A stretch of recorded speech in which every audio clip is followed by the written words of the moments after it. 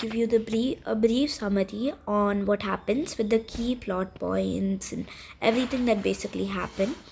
And let's start. So this book one is, it doesn't really have any name. It's basically Keeper of the Lost Cities book one. So it starts with the main character, a 12-year-old telepath. Her name is Sophie Foster. So she discovers she's in the human world, and she discovers she's not human, but she's actually an elf.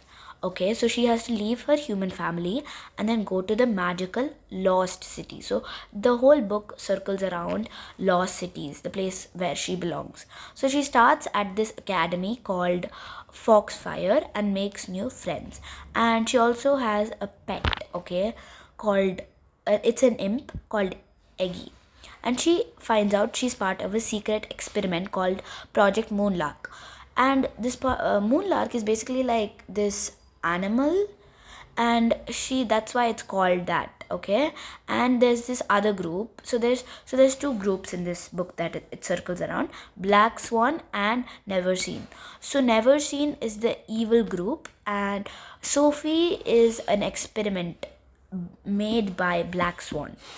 So she so the Never Seen is trying to find her, and she is not safe. So let me just tell you so this is a basic storyline, and let me just tell you some important points through it. The one thing is how Sophie finds out she's an elf is because one day she's a prodigy, obviously, because she's from the lost cities, an elf, and she's in the human world. So she's very smart and she's a prodigy born with talent. And so what happens is everyone calls her a freak, and then she can hear everyone's thoughts. One day she finds another guy called Fitz, and that guy also says he also can, and she is an elf, and her human life is fake. And then she has to leave her family behind, and she goes to the lost cities. And over there she is adopted by two people, Grady and Edelyn. And she moves to the hidden like elf world, and it has like many like different types of creatures. And then she goes into Foxfire, right? And then she has a few friends um Dex, Keef, and all of that sort. And she's trying to control her powers, and she's struggling to fit in.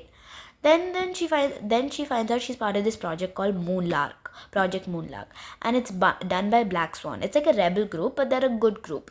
And her true parents are like, they are not supposed to be known. And there's this other group called Never Seen. They wanna use Sophie's unique that the ability and use it.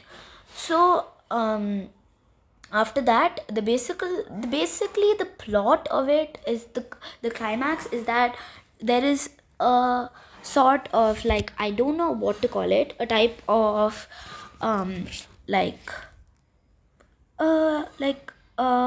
substance that she is very much allergic to. She can almost die because of it. It's called limbium, I think that's the pronunciation. And she is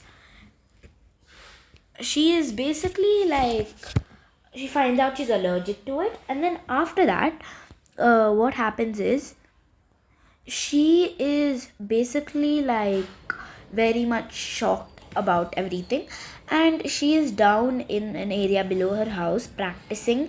And because she's really bad at, like, I think potions or something of sorts, I don't remember very much, it's been long.